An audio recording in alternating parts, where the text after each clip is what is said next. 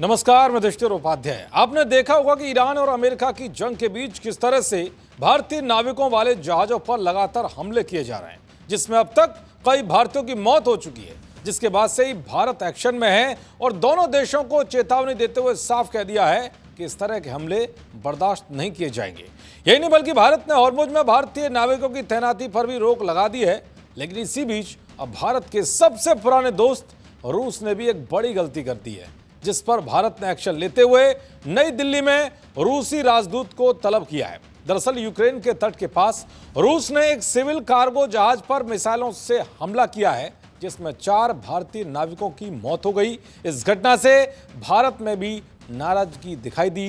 भारत ने नई दिल्ली में रूसी राजदूत को तलब कर इस हमले पर विरोध जताया। भारत ने इस हमले को निंदनीय बताते हुए अपने नागरिकों की मौत के लिए जवाबदेही तलब की है।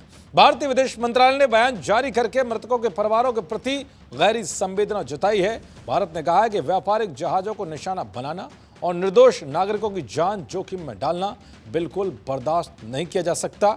दरअसल 19 जुलाई की शाम को गिनी बिसाऊ के झंडे वाला मर्चेंट वेसल MV गोल्डन लियो ओडेसा बंदरगाह से रवाना हो रहा था। इसी दौरान क्रूज मिसाइल से जहाज पर हमला कर दिया गया। जहाज पर कुल 17 क्रू मेंबर सवार थे, जिनमें 5 भारतीय नागरिक शामिल थे। इस हमले में 4 भारतीयों की जान चली गई, जबकि एक भारतीय नाविक की हालत नाजुक बनी हुई है और उसका अस्पताल में इलाज चल रहा है। इस हमले में कुल 10 लोगों की मौत की खबर है, जिनमें सीरिया के नागरिक भी शामिल हैं।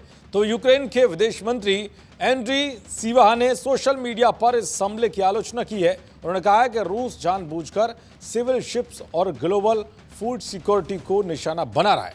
हमले के बाद से आ रही प्रतिक्रिया को देखते हुए अब रूस ने भी चुप्पी तोड़ी है। रूसी राष्ट्रपति कार्यालय ने कहा है कि वो इस मामले को लेकर भारतीय अधिकारियों के संपर्क में है।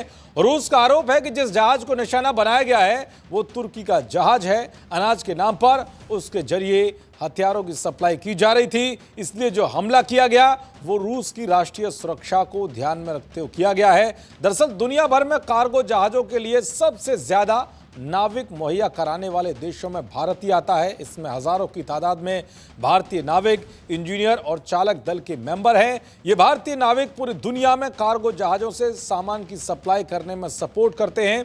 इनमें से कई भारतीय नाविक तो विदेशी जहाजों पर तैनात हैं, जो तेल, अनाज, केमिकल और अन्य सामान लेकर जाते हैं।